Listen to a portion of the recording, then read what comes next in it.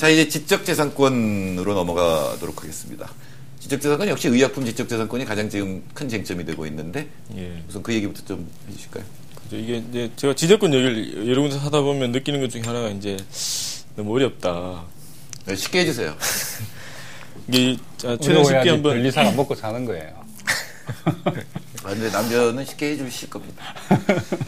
그 의약품과 관련된 게 제일 문제가 되는 게 뭐냐면 이제 이런 겁니다. 그 의약품, 우리나라 의약품을 이제 시장에 팔려면 품목 허가를 받아야 돼요. 이게 이제 약으로서 효과가 있는지 아니면 그 먹고 죽지는 않는지 이런. 식약청에서 해주는 거죠. 그렇죠. 안전성, 그걸 이제 안전성 유효성 심사라고 하는 건데 이걸 통과하면 이제 약은 팔 수 있게 허가를 해주는 거죠. 네. 근데 여기다가 이제 특허를 집어넣어요. 그래서 이 품목 허가 신청한 의약품이 다른 사람 특허를 침해했는지 안 했는지를 봐서 만약에 침해한다고 보면 품목을 안 해주는 거죠. 네. 그러니까 특허청이 자료를 보내는 거죠, 지금. 그죠. 특허청에 이제 특허가 등록이 되어 있다는 정보가 식약청에 넘어가면 이제 그걸 가지고 이제 그렇게 판단을 하는 건데 가만 생각해 보면 이제 그 옆에 지지하는 쪽에서는 지적권 보호하기 위해서 그런 게 필요한 게 아니냐 이렇게 얘기를 하는데 가만 생각하면 우리가 알고 있는 뭐 시장에 나오는 제품 중에 뭐 허가나 안전기준 요건을 충족해야 되는 게 여러 개 있거든요. 화장품도 있고 자동차도 있고 여러 개가 있는데 그럼 예컨대 자동차 안전기준 충족하는지를 봐가지고 운행 허가 해줄 때 자동차에 들어간 부품 어떤 게 예컨대 뭐 다른 특허 침해했는지 안 했는지 이걸 보지 않잖아요. 네. 그걸 본다 그러면 굉장히 이상하죠. 우리가 생각할 때. 근데 이제 유독 한미협의 통해서 이제 의약품에 관해서만 이제 이게 들어갔단 말이에요. 네. 이게 사실은 이제 이런 제도를 자발적으로 시행하는 나라는 미국밖에 없습니다. 미국이 그렇죠. 이제 그거 한 것도 그 세계 10대 그 제약사의 그 절반이 이제 미국의 다국적 제약회사고 이제 이쪽에서 미국 의회를 사실 뭐 그쪽 입장에서는 성공적으로 로비를 해서 이제 이런 제도가 만들어진 거고 그 외에 이제 캐나다라든지 멕시코 그다음에 싱가포르 이런 나라들이 시행을 하는데 보시면 이 나라들이 다 이제 미국하고 FTA 하면서 이걸 수입하는 거예요. 그렇죠. 이제 우리도 이제 그런 형국이 되는 거죠. 한미 FTA가 이걸 도입을 하면. 이제 제일 큰 문제가 뭐냐면, 이걸 하면 이제 그 특허를 많이 갖고 있는 다국적 제약사 입장에서는 이게 연계가 되면, 예를 들어서 그 내 특허를 침해하는 어떤 복제약 그 제약사가 있으면 이걸 시판을 못하게 하려면 법원에다가 이제 청구를 해가지고 법원 판단이 내려져가지고 그리고 침해한 거니까 시판을 못하게 하겠다라고 하면 결정이 내려지는 거잖아요. 근데 허가특허 연계는 일종의 자동 결정이에요. 내가 청구만 하면 일단 시판 금지시켜놓고 그 다음 기다리는 거죠. 네. 법원에서 판단하는 절차 내가 청구를 하고 판단하는 절차가 생략되는 거예요. 자동 결정이 내려지니까 자판기처럼 결정이 바로바로 나오니까 다국적 제약사 입장에서는 연계시킬 특허를 많이 걸어놓는 게 좋죠. 자기 입장에서는. 그러면 하여튼 자동으로 이게 하나는 얻어 걸린다. 네, 복제하기 못 나게 할 수 있으니까. 자동으로 되는 게 그래 보면 그거 조항하고 우리 저기 ISD 조항 두 개가 있는 셈이네요. ISD도 저희 걸고 싶으면 걸면 자동으로 걸려가게 돼 있지 강제 않습니까? 중재가 되죠. 네? 예. 그러니까 이건 뭐 엄격하면 중재가 아닌 거죠. 중재는 동의를 해줘야지 중재가 성립되는 건데 이건 무조건 끌려가야 되니까. 투자자 일방의 판단에 의해서 절차는 무조건. 사실 요약하면은 이거는 미국 초국적 기업이 로비를 해서 만들어놓은 아주 특수한 법률인데.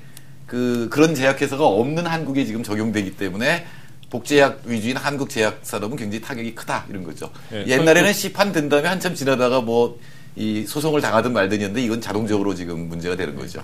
제가 쉽게 설명은 한 것 같아요. 이제 이해하시고 얘기하시는. 사실 저는 다 이해하고 있었습니다. 아니 근데 제가 이거 뭐 이쪽은 우리 남변이사가 뭐 워낙 탁월한 전문가신데 저는 그걸 한번 추적을 했지 않습니까? 그래도 몇 년에 걸쳐 이게 한EU와의 관계에서 그래서 우연히 이제 EU 쪽 의원이 그 당시 통상장관 EU의 애쉬톤한테 보낸 이메일 편지를 보고 이제 추적을 시작했던 셈인데 그 당시는 그랬습니다. 그래서 나중에 이제 이게 문제가 약간 됐을 때 복지부의 담당 과장이 말하기를 아니 저쪽이 EU는 이게 위법이니까 이런 조항이 없으니까 허가특허 연계가 네. 없으니까 저쪽이 안 해주는데 우리도 해줄 의무가 없는 거다. 그렇게 과장이 답변을 했는데 몇 년이 지났어요. 지금 이제 우리 국회에 그 법안이 들어가 있지 않습니까? 약사법 개정안이.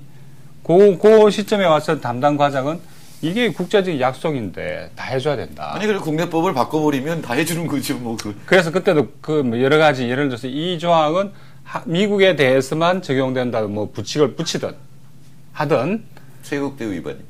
그러니까 그래서 어쨌든 그것도 이제 뭐 고려 국회에서 공청회 하고 그럴 때 고려도 하고 그랬는데 이야기도 나오고 그런데 문제는 이런 터무니없는 일이 이제 이 백주 대낮에 다시 말해서 우리 제약회사는 유럽에 가면 이런 혜택을 전혀 입지 못하는데 유럽은 여기 오면은 그 혜택 고스란히 다 누리는 이런 터무니없는 불평등이 발생한 거죠. 근데 여기에 대해서도 왜 정부 부처의 담당 과장이 말이 달라지고 그 배경이 뭐냐 이건 누가 아마 추정 60분에서 한번 해봐야 될 겁니다. 왜 이렇게 됐는지. 네. 자, 의약품 지적재산권은 특허가 연계 그게 있고 또 저작권도 연장이 됐죠. 이미 예, 저작권 보호 기간도 연장이 돼 있고 예. 저작 관련해서 이제 좀 그 놀라운 부석사안 이런 게 있는데 예전에 그 2006년인가요? 그때는 뭐 일간지에서 타이틀을 어떻게 뽑았냐면 한미협회 되면 네이버 폐쇄될 수 있다. 뭐 이렇게 타이틀을 뽑기도 했는데 이게 무슨 내용이냐면 인터넷 사이트 우리는 뭐 온라인 서비스 제공자라고 하는데 이런 인터넷 사이트가 그 사이트가 직접 이제 저작권을 침해하는 게 아니고 네. 다른 사람이 저작물을 무단으로 이제 복제 유통하는 거를 허용하는 경우에 이 인터넷 사이트를 폐쇄한다 이런 내용이 있거든요. 근데 더 놀라운 거는 뭐냐면 이게 문장이 한 5개 정도 있는데 그 부속사안 보시면 첫 번째 문장은 양 당사국은 주가 그렇게 돼요. 주가 굉장히 중요한데. 예. 근데 이건 양 당사국은 저작물의 무단 복제 전송을 허용하는 인터넷 사이트를 폐쇄하는 목적에 동의한다 이렇게 돼 있고. 그다음 이제 나머지 문장은 전부 다 이제 주가 대한민국은 이렇게 되어 있는데 또 몇 문장은 이제 목적에 동의한다 이렇게 되어 있다가 좀 더 지나가면 거기 이제 웹하드도 등장하고 이제 P2P도 등장해요. 그 명칭을 지목까지 해가지고 이런 거를 이제 그 폐쇄하고 이제 이런 목적을 위해서 한국은 지재권 집행, 그 집행이라고 하는 거는 이제 뭐 민사적 조치나 형사적 조치나 행정적 조치 이런 걸 얘기하는 건데 집행을 강화하기로 약속한다 이런 내용이 있거든요. 그러니까 미국 입장에서는 첫 문장 양 당사국은 할 때 했던 거는 이제 막연한 무슨 그 정책 목표를 이제 그냥 선언한 거고. 네. 그 뒤에 쭉 나오는 거는 한국은 목표만 선언한 게 아니고 실제로 사이트 폐쇄하는 이제 조치까지 하도록 약속을 한 거죠. 일종의 행위를 하기로 약속을 한 거예요. 제가 아는 한 전 세계에 있는 어떤 FTA도 이런 내용의 부속사안은 없습니다. 없고 아무리 지재권 보호를 필요하다고 얘기하는 사람들도 이 부속사안을 보면 놀라요. 어떻게 이런 내용의 아니 저작권 침해를 자기가 한 것도 아니고 그 사이트의 이용자가 그건 할 수밖에 없잖아요. 자기가 적극적으로 못하게 막지 않는 다음에는 이제 그걸 이제 허용하는 이라고 근데 표현을 무단 하는데 복제를 막을 방법이 있나요? 예컨대 뭐 필터링 조치를 취해서 그 뭐 저작물에 해당하는 그 키보드가 걸린다면 아예 이제 그 올리고 내리고 하는 걸 못하게 막아버리면 그럼 뭐 사업 자체가 안 될 거 아니에요. 그렇죠. 예. 그러니까, 그렇게 하면 가능한데 네. 실질적으로는 불가능하죠. 뭐 이게 한두 건 왔다 갔다 하는 게 아니고 지금도 그 우리 저작권법에 따르면 그 저작권자들이 이제 그 네이버나 다음 이런 데다가 자기 저작물 유통되고 있으니까 내려달라 이런 그 통지를 하거든요. 네. 그 통지 건수가 한 해에 수천만 건입니다. 뭐 2천만 건 넘을 때도 있고.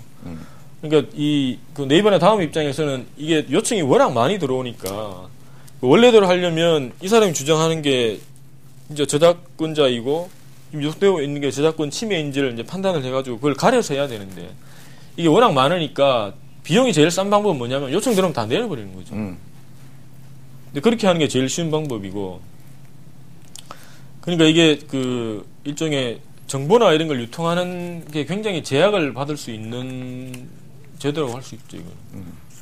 그럼 인터넷상에서의 자유라는 게 심각하게 제약될 수 있다 이렇게 볼 수 있는 건가요? 그렇죠. 저작권을 보호한다는 명목으로 예. 결국은 사실은 원하지 않았던 결과가 사실 생기는 셈이거든요. 그러니까 이게 부속사안이 또 하나의 전형적인 불평등 협정임을 입증하는 대표적인 사이드레터 부속사안이 아닌가 이렇게 보는데 남별 이사님이 지적하신 것처럼 맨 앞에는 양 당사국이 이러저러한 목적, 무단 복제를 줄이자는 목적에 동의하는데 그 다음부터 대한민국이 5번 나오네요. 5번.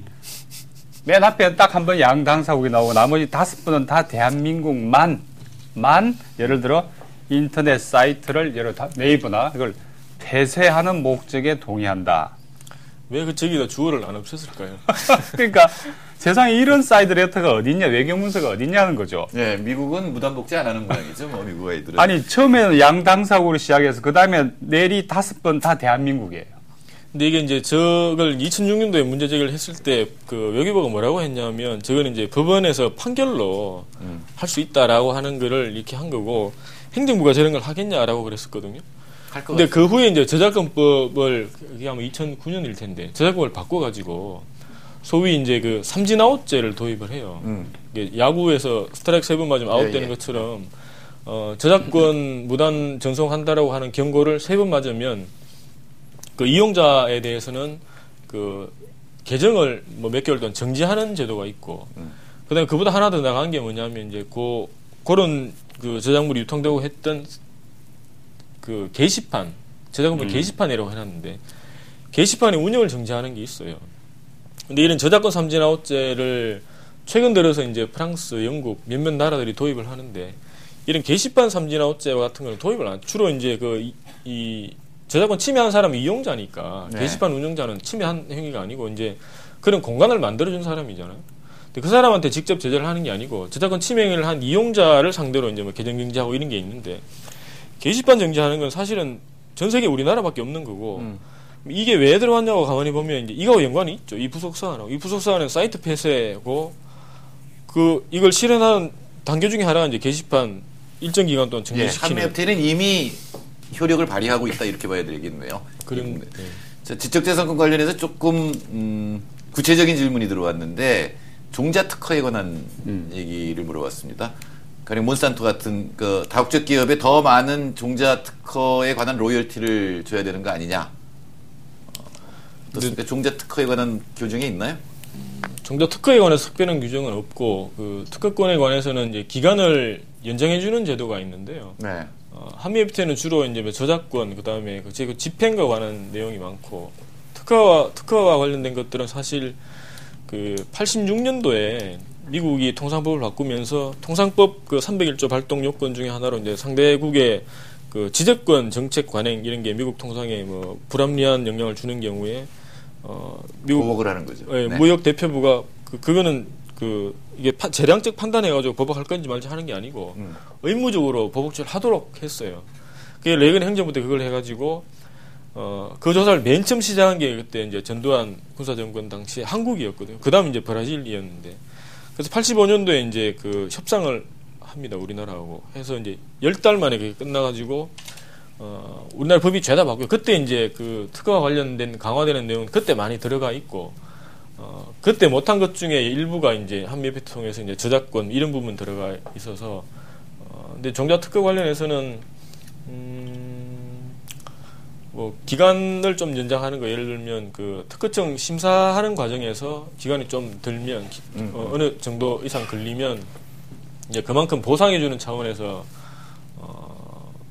특허 기간을 좀 더 늘리는 그런 내용이 있어서 종자 특허 강화하고 한미협회 직접 관련됐다고 관련이 없다라고 볼 수 예, 있고요. 한미협회 하면 양극화가 더 심화된다는 건 사실입니다. 왜냐하면 한미협회 자체가 그 공기업 민영화나 규제 완화를 목표로 하는 거기 때문에 양극화가 더 심해질 수밖에 없겠죠. 만일 FTA 체결 안 하면 어떻게 될까요? 미국이 무역 보복 같은 거 안 할까요? 체결 안 하면이 아니라 비준을 안 했을 경우에 미국이 보복하지 않을까요? 뭐 보복할 수 있죠, 깡패 효과. 어떤 일이 벌어질까요? 별 가능성 없고요. 네. 전혀 없습니다. 그리고 아까 우리 남변 이사님이 그 로얄티 아까 그 종자에서도 로얄티 이야기가 나와서 이제 말씀드리는 건데 우리가 지금 2010년 기준으로 미국하고 교육해가지고 상품 수출이 흑자가 126억 달러인데 서비스 무역 적자가 123억 달러거든요. 거의 똑같습니다. 곧 이제 서비스 적자가 따라잡을 텐데 추세로 볼 때.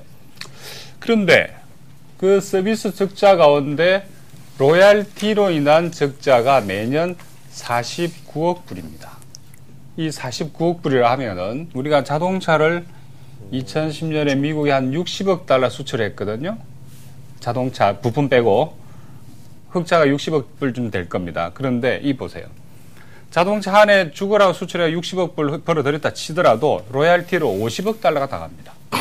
이게 이제 한미 간의 교육 구조가 그냥 로얄티가 뭐 이게 푼돈이구나 아닙니다. 어마어마한 액수가 이렇게 빠져나가고 있다. 50억 달러 가까이가. 지재권 로열티만 말씀하시는 지적재산권 등 사용료 수지. 네, 지재권 로열티죠. 예. 그러니까 정확하게는 49억 불 좀 되고. 제 기억으로는 일본 다음으로 한국이 제일 많을 거예요. 그 로열티가. 그다음에 요 정도 규모가 EU로도 빠져나갑니다. EU로도. 그러니까 미국이 왜 지적권에 저렇게 목을 맸는지 이제 알 수 있는 거죠. 예, 사실 미국의 협상에서 가장 큰 주안점은 지적재산권 서비스 투자였다고 봐야 되겠죠. 맞습니다. 예, 그 신이슈라고 하는 그것들이고 그거를 강화하는 게 목적이었고 다 관철됐다 이렇게 볼 그러니까 수가 세계 있겠습니다. 최강의 서비스 국가 아닙니까, 미국이? 그렇기 때문에 그중에 특히 로얄티 이거는 그야말로 거저먹는 거죠. 뭐 땅 짓고 헤엄치기이기 때문에 이렇게 어마어마한 액수가 자동차 흑자액만큼 지금 빠져나가고 있다고 하는 거, 이 굉장히 중요한 지점인 것 같아요. 사실 무역 수지 흑자는 많이 줄어들 가능성이 높죠. 미국이나 EU가 전부 경기 침체인데다가 확실히 줄어들. 미국이 지금 네. 뭐 환율까지 걸어서 수출을 늘리는 정책을 쓰고 있기 때문에 무역 흑자는 적자로 반전될 가능성이 지금 뭐 EU만 해도 벌써 넉 달 사이에 37억 불 흑자가 감소했지 않습니까? 예. 저는 이제 이 추세대로 간다면 EU에 우리가 지금 작년에 18억 불 흑자였거든요. 총 경상수지가. 근데 상품 쪽에 이렇게까지 흑자가 빠른 속도로 줄어가면은 EU에 대해서 우리가 적자 국가로 바뀔 가능성이 있다고 봅니다. 예. EU도 지금 경기가 나쁘기 때문에 수입은 잘 안 할 거고 수출에 목숨을 걸기 때문에 분명히 그렇게 될 가능성이 높습니다. 자, 이 인터넷 사용에 대해서 관심이 많으실 수밖에 없는데 P2P 단속도 매우 강화될 거라고 하던데 공개된 자료를 공개하는 것도 금지됩니까? 공개된 자료라 죄송합니다. 제가 질문 내용을 잘 이해를 못하기 때문에. 외부에 공개되어 있다 하더라도 그게 뭐 저작권을 포기했다든지 이런 의사 표시가 없는 한 다 저작물이죠. 우리가 보통 인터넷 다니면서 보고 있는 정보 이런 것들이 다 저작물이죠. 기사들도 다 저작물이고. 드라마나 영화가 불법 복제해서 돌아다니잖아요. 그걸 받는 것도 문제가 되는 건가요? 근데 이제 이걸 다운받는 거하고 업로드하고 구별을 잘 하셔야 되는데. 잘못해야죠. 다운받아가지고. 다운만 받을 예를 들어서 줄 알아요. 다운받아가지고 내가 개인적인 목적으로 쓴다. 네. 이건 합법입니다. 현행법상. 괜찮아요? 합법. 네. 그러니까 음악 다운로드 받아가지고 나 혼자 듣는다. 아니면 영화를 다운받아가지고 집에서 나 혼자 본다. 이건 사적 이용을 위한 복제이기 때문에 현행법상 합법이에요. 네. 근데 이걸 뭐 P2P 사이트에 내가 올린다든지 뭐 이렇게 하면 이제 그때부터 이제 문제가 발생하는 거죠. 그때는 저작권 침해라고 보시면 되고. 그리고 공개되어 있다 아니냐는 뭐 저작권 침해 여부와 관계가 사실 없는 거고요. 근데 C코를 다운로드 받아서 여러 사람을 모아서 한꺼번에 봤다. 그러면 이제 문제가 될 수 있고 혼자 보면 괜찮고. 혼자만 봐야 되겠네요. 예, 뭐 법에는 가정과 같은 한정된 장소에서 이런 경우가 있거든요. 근데 인터넷을 그런 식으로 제약하면 인터넷 자체의 문화라든가 발전 이런 게 제약이 되지 않겠어요? 이거는 미국의 어떤 걸 보호하려고 이런 강한 조항이 들어간 거죠?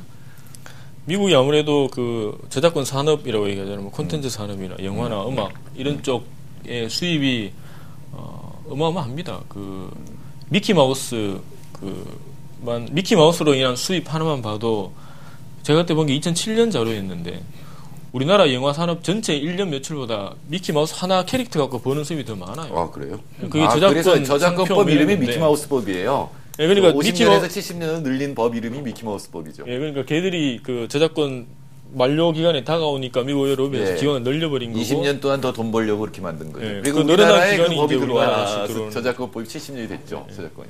근데 이게 이거 관련해서 또 중요한 게 이제 그 일시적 복제를 네. 저작권자의 권리로 인정하는 조항이 한미협회에 들어 있거든요. 근데 이게 일시적 복제라는 게 뭐냐면 그 우리가 그 웹스핑을 하면 그 서버에 있는 자료들이 내 컴퓨터에 잠깐 저장이 돼요. 그렇죠. 저장이 돼야 그 모니터에 이게 뜨거든요. 예. 이때 일어나는 게 일시적 저장인데 일시적 저장이 원칙적으로는 저작권자의 권리라고 지금 규정을 하고 있고 한미협회에는 물론 이제 예외를 둘 수가 있는데 그럼 이렇게 어떤 일이 하면 벌어지는 건가요? 일시적 저장은 당연히 일어나는 일인데 그게 그러니까 저작권자의 권리라고 한다면 어떤 일이 벌어지는 그 거예요? 원칙만 그대로 하고 예외가 만약에 없다고 하면 우리가 웹스핑을 하려면 내가 들어가려고 하는 그 사이트의 저작권자한테 미리 허락을 다 받아야 되죠. 안 그러면 못 들어가는 거죠.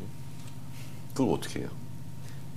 그러니까 연락해서 허락받고 하는데 이 거래 비용이 너무 많이 드니까 아예 이용을 안 하는 게 더 싸죠. 아니 외국 사람은 영어로 해야 될 거 아니에요? 허락받으려면. 이게 황당무계한 일이.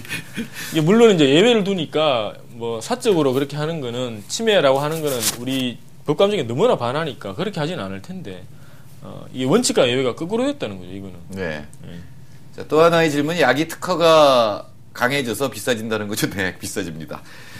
자, 이제 이 정부가 한미FTA 추진하면서 항상 내거는 숫자가 5.66이에요. 이제 수출이 늘어나서 경제 성장률이 높아지고 일자리도 늘어날 때 이명박 대통령도 그런 얘기를 했더라고요. 이게 청년들 일자리도 늘어나는 건데 이 반대파들이 우매한 반대파들이 청년들 일자리 느는 걸 방해하고 있다. 뭐 이런 식으로 얘기를 했는데 자, 이 얘기 또 지겹습니다. 정말 한 번만 더 합시다. 정 교수님도 처음부터 이 가지고 싸워왔고 저도 뭐 옆에서 어쨌든 쭉 이 가지고 수도 없이 많은 논쟁을 했는데 정부발 괴담 중에 제일 질이 안 좋은 게 전 이거 5.66%. 이거는 막 지하철에도 붙어 있고 네. 온 곳에 다 붙어 있는 얘기예요. 전에는 6%에서 조금 줄여가지고 이제 5.66. 그래서 일자리가 35만 개 넣는다. 뭐 이렇게 돼 있는데, 그래서 저희들 쪽에서도 이 똑같은 정부가 사회한 프로그램을 가지고 똑같이 돌렸지 않습니까? 그러니까 0.08에서 0.13. 그것도 10년 이상치를 다 더한 게. 그래서 조금 잘 봐줘야 최저 0.008이죠. 0.008에서 0.013 거의 의미 없는 수치인데 이 수치를 가지고 고용 효과를 계산해서 35만 개를 만들려면 한 300년 FTA를 해야지. 35만 개가 그때 대한민국 있을까요? 300년 뒤에? 있겠죠. 네. 미국은 없을 것 같기도 해요. 그때쯤 돼야지 35만 개 일자리가 만들어진다는 이야기인데 네. 당연히 청년층을 위한 양질의 좋은 일자리는 생길 가능성 없습니다. 단언하건대 없습니다. 없고 그나마 좋은 일자리 밖으로 해외로 유출 안 되면 저는 다행이라 보고요. 그 다음에 무역 수지가 개선된다고 하는데 개선될 가능성은 없습니다. 사실은 무역 수지는 CG 모델에서 나오는 건데 그걸 빼버리고 합산 방식을 진짜 썼어요. 꼼수를 쓰는 거죠. 왜냐하니까 CG를 가지고 이른바 이 CG 컴퓨터블 일반 균형 모델을 가지고 아무리 해도 플러스가 안 나오니까 마이너스가 나올 수밖에 없죠. 우리는 7.5 내리고 저쪽은 2.5 내리는데. 10개 국제기관 불러서 다 쪼개가지고 너희들 부분분 해가지고 다 갖고 와서 더하기 해가지고 억지로 플러스를 만들어낸 거 아닙니까? 대표적인 네. 꼼수죠. 그래가지고 이제 만들어낸 게 뭐 수지가 더 좋아지고 흑자가 늘어난다 하는데 똑같은 이야기를 미국도 늘어난다고 하는 거 아닙니까? 미국도 늘어나고 그럼 도대체 누가 손해를 보냐? 어떻게 이게 가능하냐? 산수적으로 그러니까 윈윈이죠. 윈윈. 전혀 가능하지 않은 마치 네모난 동그라미라고 할까요? 이런 이야기들을 지금 말장난이죠. 그래서 어쩌면 이게 대표적인 대국민 사기극인데 해서 이제 그렇지만 오늘도 이야기했지 않습니까? 뭐 기회비용이 한미 FTA를 안 하면 기회비용이 매년 15조? 그것도 거기서 나온 어디서 그러니까 계산이에요. 요 엉터리 뻥튀기 계산을 가지고 계산을 하니까 15조가 나오는 거죠. 15조가. 지금 같은 이 경제 조건에서는 차라리 안 하는 게 남는 거다. 안 하는 게. 지금 그 EU 사례가 보여주고 있지 않습니까? 더더군다나 우리가 노르웨이나 스위스하고 지금 FTA를 5년째 하고 있는데 에프타죠. 예, EFTA라고 예, 그러죠. 네. 노르웨이, 뭐 아이슬란드, 그다음에 스위스 막강한 나라하고 지금 벌써 5년째 하고 있는 거 아닙니까? 단 한 번도 흑자를 기록한 적이 없다. 단 한 번도. 심지어 스파링 상대로 선택해서 우리가 했던 칠레하고 해서도 한 번도 흑자가 난 적이 없다. 그다음에 특히 저분들이 그렇게 이야기하지 않습니까? 한 칠레 했더니 당신들이 포도농가 다 죽는다고 했더니 안 죽었지 않냐? 오히려 재배 면적 늘어났지 않냐? 그렇게 이야기하는데 시설 포도가 늘어났죠. 면적이. 그러니까 하우스, 비닐하우스 안에 있는 면적 늘어나고 전체 면적은 줄어들고 생산량도 줄어들었습니다. 다 피해가 있는. 그 다음에 예를 들어 포도값이 비싸지면은 사람들은 예를 들어 딸기를 먹는 거죠. 포도와 딸기는 대체적 관계니까 서로 보완제 관계니까. 그래서 이런 식으로 해서 다행히 그렇게까지 어마어마한 극악한 결과는 안 나왔지만 분명히 포도농가 피해가 발생하고 있고 지금도 그 피해가 계속되고 있다고 하는 것은 분명한 것 같습니다. 예, 사실은 미국과 FTA 한 거를 결과를 보려면은 가장 오랫동안 한 캐나다하고 멕시코를 보면 17년 동안 했으니까 어떤 일이 벌어지는지를 볼 수가 있는데 경제 성장률 높아지지 않았고 수출은 늘어났는데 무역 수지는 그러니까 늘어나지 않았고 수출은 늘어나죠 당연히. 예. 수입도 늘어나고. 예. 그 멕시코 캐나다의 1인당 경제 성장률은 1% 이하예요. 그러니까 사실상 2000년대 들어서면서부터 성장률이 극도로 낮아지는데 근데 우리나라만 갑자기 5.66%가 성장률이 늘어난다. 그러니까 우리나라는 뭔가 예외적인 존재고 근데 이게 이거 한미가 5.66이고 그다음에 한유는 또 5. 얼마더라? 거기도 5.6 비슷하잖아요. 거기도 생산성 증가를 얻거든요. 그다음에 아마 또 중국하고 한다고 그러면 또 거기도 한 5% 될 거고. 생산성 증가는 못 넣으니까 거기는. 일본도 그래 될 거고. 그럼 도대체 우리나라 한 해 GDP 성장률이 얼마나 돼야 만족을 할 건지 만약 그대로 다 되면 이거는 제가 보기에는 우주 경제사의 길이 남을 업적이에요. 그쵸. 우주. 예, 여하튼 숫자를 만들어내서 잘 살게 된다라고 하는 거를 국민들한테 계속 주입을 시켰기 때문에 이 부분은 언젠가는 누가 그런 걸 지시를 했고 그래서 누가 이런 통계 조작을 했는지는 꼭 밝혀져야 될 거라고 봅니다. 자, 비준 발효 이후에 차기 정부에서 FTA 일방적으로 폐기 선언하면 몇 개월 후에 확정되나요? 6개월이죠. 이거는 이거 한번 읽어드릴까요, 제가? 예. 관련 이 23.5조, 24.5조, 네, 여기 있네. 이 협정은 어느 한쪽 당사국이 다른 쪽 당사국에게 이 협정의 종료를 희망함을 서면으로 통보한 날로부터 180일 후에 종료된다 해서 뭐 국회가 뭐 동의할 필요도 없고 그냥 대통령이 팩스를 한 장 써서 보내면은 그날부터 180일 후에 FTA는 끝납니다. 그러나 만일에 비준을 한 다음에 한미 FTA를 일방적으로 폐기하면 한미 관계는 어떻게 될까요? 부담이 크죠. 예. 현실적으로 상당히 클 겁니다. 네, 비준을 안 해서 오는 어떤 부담하고 비준을 한 다음에 발효가 됐는데 그거를 폐기하면은 사실상 한미 관계가 중단에 가까운 그런 사태라고 한미 관계의 특수성으로 볼 때 만만치 않은 파장이 있겠죠. 네. 근데 그게 두려우면 지금 안 하는 게 먹기로 계속 가니까 그래서 장하준 교수가 이혼도 못하는 결혼이라는 표현을 쓴 건데. 이혼한 날은 있죠. 근데 한미 FTA 저런 조항이 들어가 있는 게 이제 좀 다른 의미도 사실 있는데요. 이게 뭐 그 협정을 종료시키는 걸 서로 편하게 하자 이런 취지로 저는 한 게 아니고 미국이 지금 그 한미 FTA를 처리할 때 이행법 가지고 하잖아요. 네. 그 이행법 가지고 할 때 한미 FTA를 어떻게 취급하냐 하면 조약으로 취급하지 않고 그렇죠. 그 의회 행정 협정으로 보니 행정 협정도 아니고 의회가 승인한 행정부가 하는 협정. 근데 미국 헌법도 사실 우리 헌법하고 비슷하게 그 조약에 관해서는 미국 상원 3분의 2 동의를 받으면 미국 국내법하고 동일한 효력을 갖는다 이런 헌법 조항이 있거든요. 근데 거기서 얘기하는 조약하고 그다음에 의회 행정협정처럼 처리하는 이 국제협정하고 뭐가 다른 거냐 이 논란이 사실 있는데 미국 법무부가 얘기하는 거는 이런 통상협정 같은 경우에는 저는 간단한 종료 절차가 있거든요. 이게 영구히 가는 게 아니고 언제든지 종료할 수 있는 이제 그래서 이게 의회 행정협정을 해도 된다. 이런 이게 미국 법원에서 인정받은 건지는 저는 확신을 못 하겠는데 그런 논의가 그래서 이제 저런 조항도 이게 들어가 있는 거죠. 그러니까 미국에서 법적 지위가 낮다는 것을 증명하는 종료 조항이다. 그런 의미도 있어요. 미국의 편의에 의해서 집어넣은 조항인데 쉽게 찰 수 있는 거죠. 그다음에 FTA는 어차피 미국 여론에 다시 지지를 받고 있지 못하고 더더군다나 그래 보면은 필요하면 언제든지 자기들은 틀어내겠다는 이야기고 우리가 만일 이렇게 이 조항에 근거해서 한미 FTA를 파기할 경우에는 어마어마한 어떤 국내 정치적인 부담을 져야 되는 거죠. 글쎄, 그 비용이 커서 사실은 폐기 결정을 하는 것도 그렇게 쉽지 않기 때문에 시작하지 않는 게 낫죠. 절대 만만치는 않은 거죠. 예. 정부는 이번 한미 FTA 이런 사실을 알고도 찬성하는 건가요? 아니면 모르고 찬성하는 건가요? 대답해 주시죠. 모르는 것 같아요. 모르는 것 같아요? 모르는 것 같아요. 아니 근데 저도 그런 질문 자주 받는데 5년 동안 이렇게 얘기하다 보니까 이게 진실인 걸로 믿는 것 같은데요.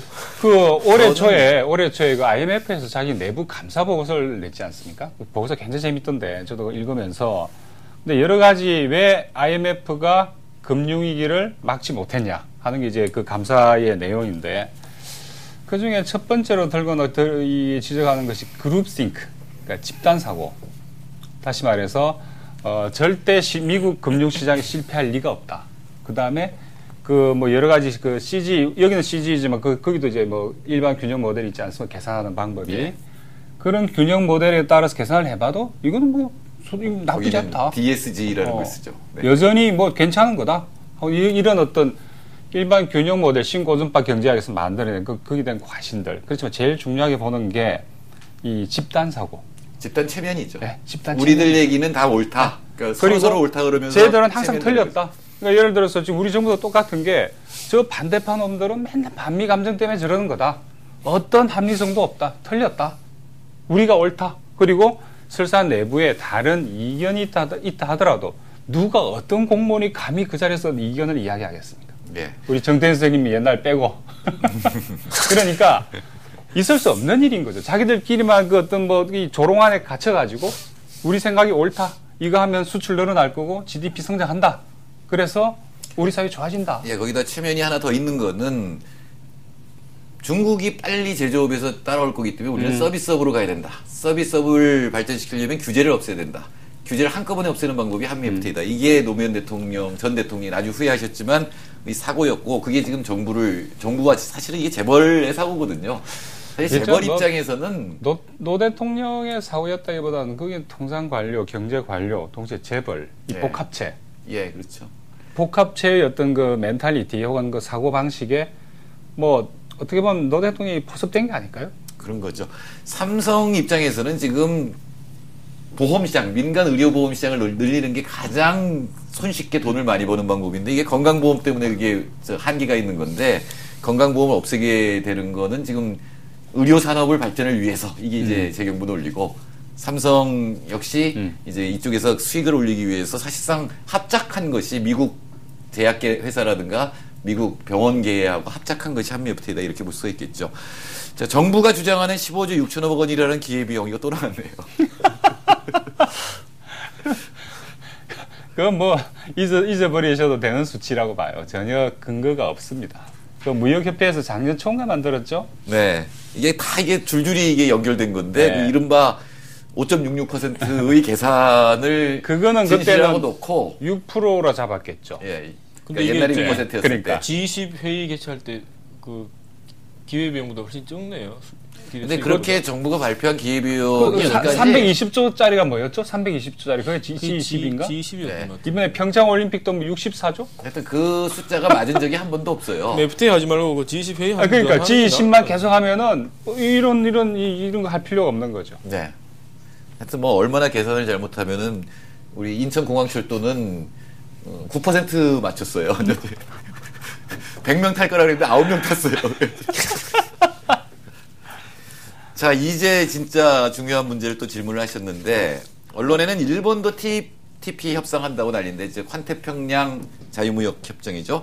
협상한다고 난리인데 일본이 그러면 우리도 해야 되는 거 아니냐 이런 논리가 틀림없이 나올 겁니다. 이 질문을 또 해주셨는데 그게 굉장히 저는 복합적이라 봅니다. 그리고 만만치가 않을 거예요. 일본이 지금 현재 같은 TPP가 아니라 TPP죠. 네. TPP, 이 TPP를 하기 위해서는 어마어마하고 강력한 어마한 아래로부터의 압력을 이게 누르기 위해서는 강력한 초 슈퍼 울트라 정치 리더십이 필요한데 현재 이 리더십 가지고는 어려울 거다. 일본이 어렵죠. 한일 네. FTA가 중단된 것도 사실은 일본 농업을 보호하기 위해서 김커트 안 늘려준다고 김현종 씨가 중단시켜버린 거거든요. 근데 이제 TPP 같은 경우에는 이게 농업뿐만 아니라 이제 일본도 서비스가 약하지 서비스 않습니까? 문제가 서비스 있죠. 적자 국가가 엄청난 적자 국가입니다. 일본도. 그 대부분이 이제 특히 상당 부분이 미국으로부터의 교육의 서비스 무역에서 발생하는 건데, 근데 이제 우리하고 교육 구조가 비슷하잖아요. 통상 구조가 제조업이 세고 서비스 농업이 약한 이런 구조인데 우리보다 규모가 일본이 더 크겠죠, 당연히. 이 구조에서 미국형 신자유주의형 FTA를 했을 경우에 일본도 알 겁니다. 이건 지네들은 남는 장사 아니라고 하는 거. 그런데 그 조건에서라도 예를 일본 기업의 압력에 밀려서 지금의 정치적 리더십을 가지고 과연 이게 이루어낼 수 있겠냐? 저는 조금 회의적인 쪽에 서겠어요. 그리고 사실 이게 않을 거다. 다자간 협정이라서 다자간 협정의 그 수준이 높을 수가 없는 거죠. 그러니까 모든 근데- 나라들이 하나씩은 지키려고 하면 서로 양보해야 되기 근데 때문에 이제 오바마가 야심차게 추진하는 게 이 TPP 아닙니까? 네. 사실 한미나 뭐 콜롬비아, 파나마 사실 부시의 그 설거지죠. 설거지 한 거고.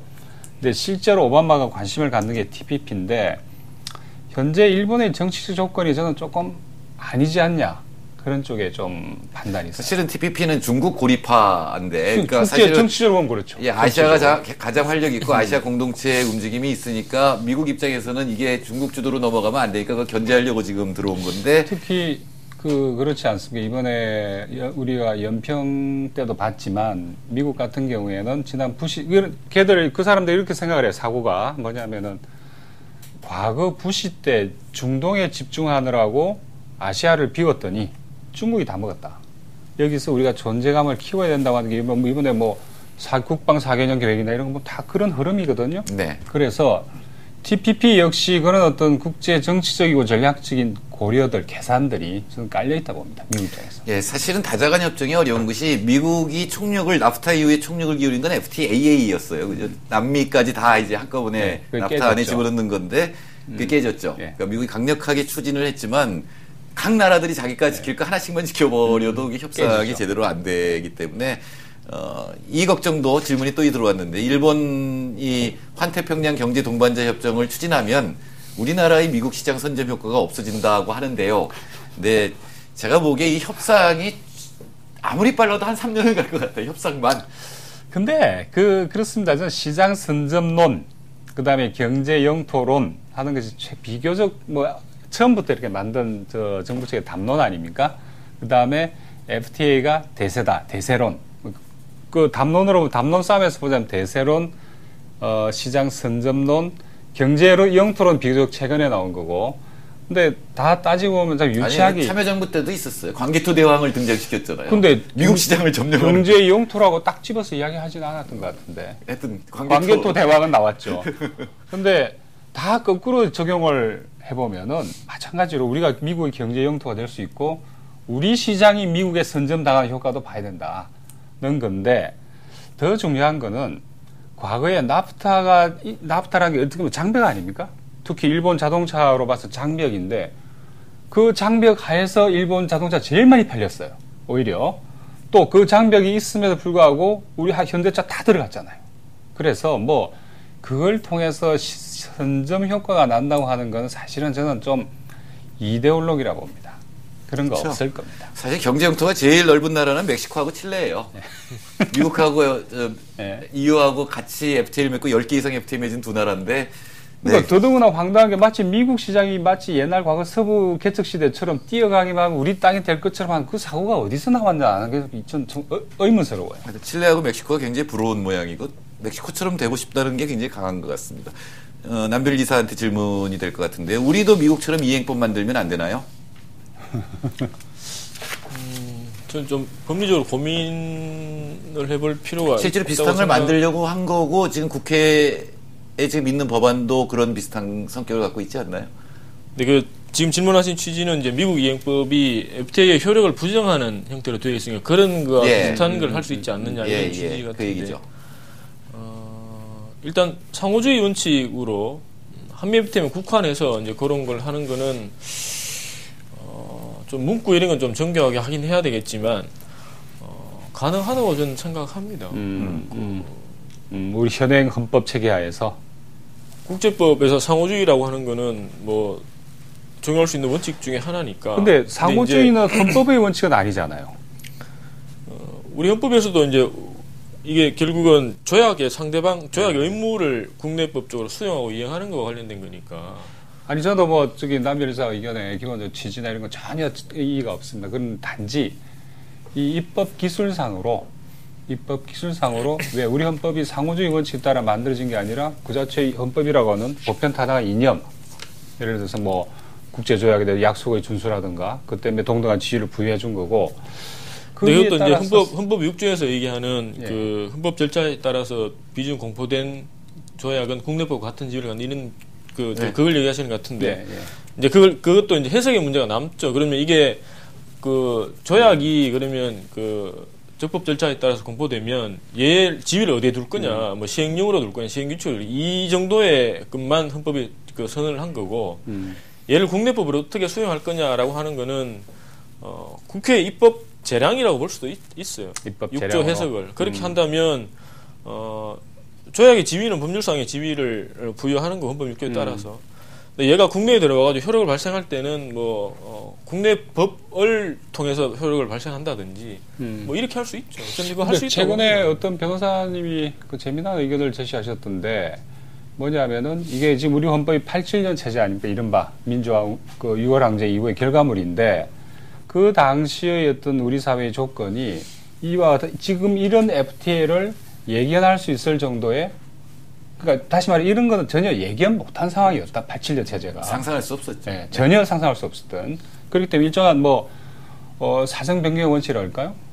그렇기 때문에 이런 부분에 대해서 빨리 보완이 필요하고 그래서 그런 차원에서라도 아까 말씀하신 대로 그런 게 필요하지 않겠나 하는 이야기를 봤는데 좀 타당하다고 봐요. 그런데 저는 입법 기술상으로 우리 또 민주농단에서도 이야기하는 것처럼 가능하냐. 저 민주농단 아닙니다. 아니, 우리 정 교수님 그랬던 게 아니고, 저희 지금 민주농단에서 그렇게 이야기하는 것처럼, 그게 과연 가능할까 하는 그런 생각이 들어요. 아니요. 어차피 헌법 개정의 필요성은 여기저기서 나오는데, 개정할 때 이거를 반영해서 개정을 하고, 우리도 이행법 체계로 가는 건 근데 또 하나 그쪽에서 고려하는 건 저거 같아요. 이제 조약이라고 하는 게 여러 형태의 조약이 있는데, 인권조약도 있고, 네. 지금 우리는 이제 통상조약만 갖고 얘기하니까, 네. 그리고 한미와 관련해서는 이제 조약 이행에 관해서 불평등한 문제가 당장 있으니까 그걸 해소하기 위해서 접근 이런 식으로 하자는 건데 이게 이제 인권 조약이나 다른 것하고의 연관관계까지 이렇게 고려하면 종합적으로 좀 고려를 하면 좀 신중할 필요는 있죠. 예. 한미 FTA 비준을 밀어놓고 이런 문제들을 충분히 검토해서 필요하면 이행법을 만드는 체계로 바꾸는 것도 생각해 볼 수 있겠죠. 그것도 말이 되죠, 저는. 예. 일단 비준만 안 하면 이제 이런 것들이 다 논의가 열려져 있다. 이렇게 그래서 이런 거 다 논의하자. 어차피 87년 체제의 한계 때문에 헌법은 개헌해야 됩니다. 이건 어차피 헌법은. 그러면은 한번 같이 다 논의해야죠. 특히 통상 쪽이 이게 빠져 있고 굉장히 수월하잖아요. 우리 헌법 체계가. 그렇기 때문에 손을 봐야죠. 네, 사실 우리 행정부도 그렇고 국회도 그렇고 조약을 처리하는 그동안의 과정이 굉장히 거칠었어요. 정교하지 못했고. 사실 그렇게 꼼꼼히 볼 이유가 없었던 거죠, 옛날에. 네, 번역 오류 문제가 생기는 것도 사실 그것 때문이라고 좀 보는 거거든요. 근데 말씀하신 것처럼 조약이 곧바로 국내 법과 같은 효력을 갖게 된다고 하면 결국은 입법 작용과 비슷한 건데 국회에서도 제대로 검토하지 않고 지금 국회에 올라와 있는 비준 동의안 그 정식 서명문도 아니고 이 정체를 사실 엄격하게 따지면 이 문서가 정체가 뭔지를 모르는 게 지금 국회 비준 동의안에 들어와 있는 거거든요. 사인이 없는. 네.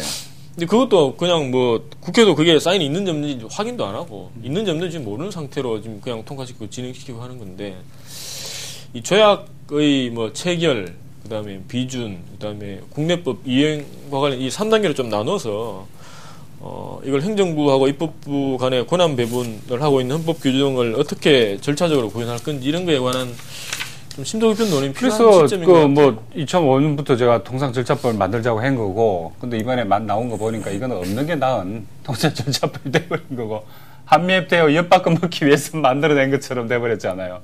참 황당히 짝이 없는데, 저로서는. 예. 우리도 이 미국처럼 이행법 만들면 안 되나 약간의 법리적 문제가 있지만 충분히 논의할 수 있는 사안이다. 이렇게 정리가 되겠습니다. 이 질문 주신 분 대단히 훌륭한 질문을 하신 것 같습니다. 자, 이제 시간이 다 끝날 때가 됐는데 하실 말씀을 짧게 좀 해주실까요? 더 남은 혹시 제3차 완전 정복이 있을지 모르는데 없을 수도 있기 때문에 한마디 해주시죠. 저는 그렇게 봅니다. 이게 지금 비준 동의 곧 강행 처리한다는 이런 흉흉한 이야기들이 나오고 있고 지금 날씨는 좀 얼사년 비슷하게 얼씨년스럽게 돼가는데 지금 이 비준을 안 하는 게 정말로 가장 경제적이고 효율적인 방법이라고 봅니다. 지금 안 하는 게 나중에 하고 나서 무슨 이 뒷감당을 우리 세대나 아니면 우리 다음 세대한테 이건 대대손손 물려줄지도 모르는데 지금 조금 이 아프고 고통스럽다 하더라도 지금 안 하는 게 가장 싸고 경제적이고 나아가서 현명한 길이 아니냐 이렇게 판단하고 있습니다. 예, 저는 한미 관계를 중시하는 사람일수록 비준을 미루자고 해야 될 것 같아요. 어떤 면에서 그렇죠. 예. 저는 이 관련해서 좀 원칙으로 좀 돌아갈 필요가 있겠다는 생각을 좀 하는데요. 이 한미 FTA를 보면서 전 사실 공부도 많이 했어요. 2007년부터 하면서. 근데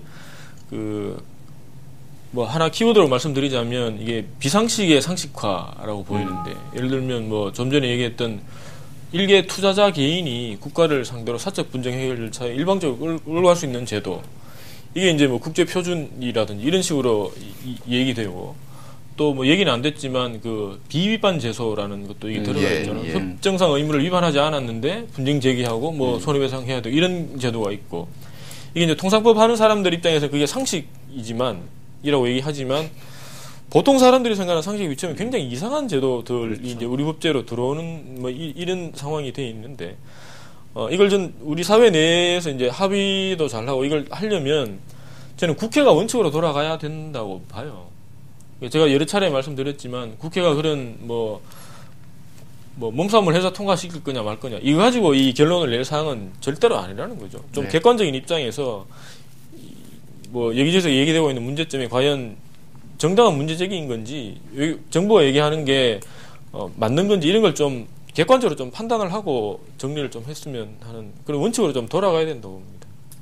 예, 자꾸 정부는 이제 다른 나라도 다 그렇게 한다, 국제 표준이다라고 얘기를 하고 있지만 사실은 지난 30년간 시장 만능주의라는 게 대단히 이상한 쪽으로 투자자를 지나치게 보호하는 쪽으로 흘러왔던 거고 지금은 세계금융위기 이후에 그게 국제 표준이 지금 바뀌고 있는 거거든요. 근데 이 마지막 형태, 그것도 가장 지독한 형태인 걸 갖다 우리가 국내 법으로 받아들이게 되면 이제 국제 표준하고 거꾸로 가게 되는 게 될 겁니다. 자, 두 번째 토론을 마칩니다. 늦은 시간까지 시청해 주셔서 감사합니다. 다음에 뵙겠습니다.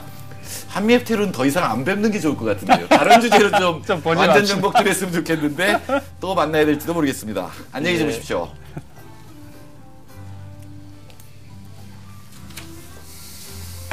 수고하셨습니다. 아 예. 아이고 수고하셨습니다. 역시 라디오 사연 오래.